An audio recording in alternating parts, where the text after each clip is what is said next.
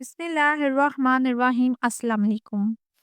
یہ 95 ہجری کی ایک بابرکت شب کی بات ہے جب بصرہ کے ایک نیک سیرت شخص جناب شیخ اسماعیل رحمۃ اللہ کے گھر بیٹی کی ولادت ہوئی۔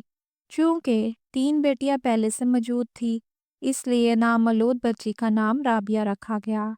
اس نام رکھنے کی وجہ یہ تھی کہ حضرت رابعہ بصری رحمۃ اللہ سب بہنوں سے چھوٹی تھی اور چوتھی بہن تھی۔ حضرت شیخ اسماعیل رحمۃ اللہ ایک سفید پوش شخص تھے۔ گھر میں تنگ دستی کا یہ عالم تھا اور غربت بہت زیادہ تھی۔ جب بیٹی کی ولادت ہوئی تو حالت یہ تھی کہ گھر میں چراغ جلانے کے لیے تیل تک موجود نہیں تھا جس سے روشنی کا ہی انتظام کر لیا جاتا۔ انہوں نے کبھی بھی کسی کے آگے دستے سوال نہیں کیا تھا۔ گھر کی اس حالت کو دیکھ کر حضرت رابعہ بصری رحمۃ اللہ کی والدہ ماجدہ نے کہا، آپ فلاں ہمسایہ کے گھر سے تھوڑا سا قرض لے لیں تاکہ ضروریات کی چیزیں پوری ہو سکے۔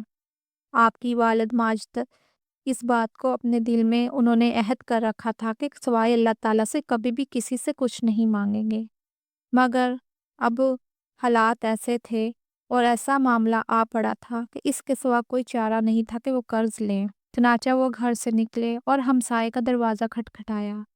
ہمسایہ گہری نیند میں سویا ہوا تھا اس لیے اندر سے کوئی جواب نہ آیا۔ اسی طرح انہوں نے 3 دفعہ دروازے کو کھٹکھٹایا لیکن جب کوئی جواب نہ آیا تو دل گرفتہ ہو کر چپکے سے واپس اپنے گھر آ گئے اور پریشانی کے عالم میں ہی سو گئے۔ خواب میں انہوں نے حضور پاک صلی اللہ علیہ وآلہ وسلم کی زیارت کی۔ حضور پاک صلی اللہ علیہ وآلہ وسلم نے ارشاد فرمایا، اسماعیل اتنے اداس کیوں ہوتے ہو، اتنے پریشان مت ہو۔ جو تیری بچی آج پیدا ہوئی ہے یہ بہت مقبول بارگاہ الہی میں اس کو بہت مقبولیت حاصل ہے۔ اس کی روحانی فیض سے دنیا کو فائدہ پہنچے گا اور میری امت کے ہزاروں لوگ اس سے شفاعت حاصل کریں گے۔ اگر تم اپنی غربت کی وجہ سے دل گرفتہ ہو کر صبح کے وقت تم بصرہ کے حاکم عیسیٰ کے پاس جانا اور میری طرف سے یہ خط لکھ دینا اور کہنا کہ تم ہر رات 1200 دفعہ درود شریف پڑھا کرتے تھے، جمعرات کی شب 400 بار درود شریف کا تحفہ بھیجتے تھے، لیکن گزشتہ جمعرات کو تم نے درود پاک کا تحفہ نہیں بھیجا اور درود پاک پڑھنا بھول گئے ہو، اس لیے اس کے کفارے میں 400 دینار اس شخص کو دے دیے جائے جو کہ رکا تمہیں دینے آیا ہے۔ حضرت رابعہ بصری رحمۃ اللہ کے والد جب نیند سے بیدار ہوئے تو رات کے خواب کے بارے میں سوچتے ہوئے آنکھوں میں خوشی سے آنسو آ گئے کہ حضور پاک صلی اللہ علیہ وآلہ وسلم کی زیارت اور سعادت حاصل ہوئی ہے اور ان کی خوشی کا تو کوئی ٹھکانہ ہی نہیں تھا۔ اس کا خیال آتے ہی ان کے دل پر رخت طاری ہو گیا۔ خوب رہے، خوب روئے، پھر سکون آیا تو انہوں نے خط لکھا اور بصرہ کے حاکم کے محل میں جا پہنچے۔ دربان کو خط دیا تاکہ وہ حاکم بصرہ تک پہنچا دے۔ دربان خط لے کر حاکم بصرہ کے پاس آیا تو شیخ اسماعیل رحمۃ اللہ کا لایا ہوا خط پیش کیا اور بصرہ کے بادشاہ نے جب خط پڑھا تو اس کی بھی خوشی کی کوئی انتہا نہ رہی اور پوچھا، یہ خط کون لے کر آیا ہے؟ دربان نے کہا، وہ باہر محض ایک دروازے پر کھڑا شخص ہے۔ یہ سنتے ہی حاکم بصرہ دیوانہ وار باہر دروازے کی طرف بھاگے۔ شیخ اسماعیل رحمۃ اللہ کو سینے سے لگا لیا، ان کے ہاتھوں کو بوسہ دیا اور آنکھوں میں ان کے آنسو تھے کہ اللہ تعالیٰ نے ان کو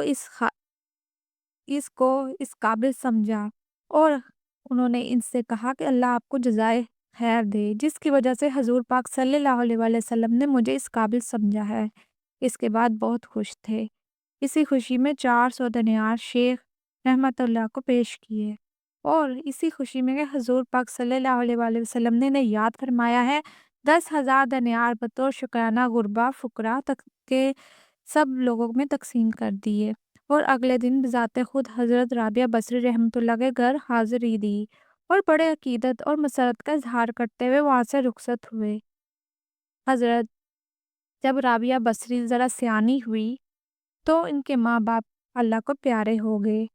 یہ زمانہ قحط کا زمانہ تھا اور آپ کا ایک قسم کا امتحان تھا۔ کہتے ہیں بصرہ کے لوگ جو عورتوں کو اٹھا اٹھا کر لے جانے لگے، ان کو بیچنے لگے اور اس طرح بیچ کر ان کے گزارے ہوتے۔ رابعہ بصری کی بھی 3 بڑی بہنیں تھیں معلوم نہیں انہیں کیا ہوا، وہ کہاں گئی، وہ اس قحط کی نظر ہو گئی۔ خود رابعہ بصری کا بھی یہی حال تھا۔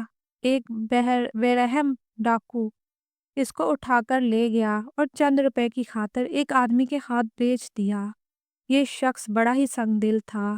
وہ حضرت رابعہ بصری سے دن رات کام لیتا اور انہیں اکثر بھوکا پیاسا رکھتا۔ آپ اس کی خدمت کرتی، مصائب اٹھاتی، مگر منہ سے اف تک نہ کہتی اور نہ ہی بدوا دیتی۔ اور اسی طرح ایک دفعہ وہ کہیں جا رہی تھی کہ ایک نامحرم ان کے سامنے آ گیا۔ آپ اس سے دیکھ کر بے تحاشا بھاگ اٹھی اور ایسا بھاگی کہ بھاگتے بھاگتے گر گئی اور آپ کا ہاتھ ٹوٹ گیا۔ پروردگار کی بارگاہ الہی میں کھڑی ہوئی اور رو رو کے التجا کی اور اللہ سے عرض کی، خدایا، میں غریب یتیم قیدی ہوں، اب ہاتھ ٹوٹ گیا ہے لیکن مجھے اس کا کوئی غم نہیں۔ معلوم نہیں مجھ سے تو راضی ہے کہ نہیں، میں صرف تیری رضا چاہتی ہوں۔ اگر مجھے یہ حاصل ہو جائے تو مجھے کوئی فکر نہیں۔